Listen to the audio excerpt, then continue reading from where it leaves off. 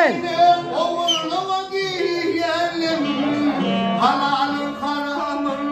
TikTok olacak.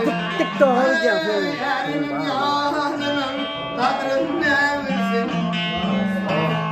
Arkadaşlar onu yüzüne vur kara yüzüne değil ya çalışacak bari yanına.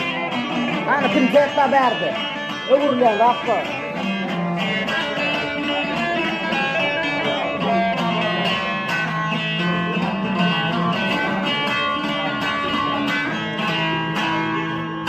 Sağ ol Kerimcan, sağ ol, ömrün olsun.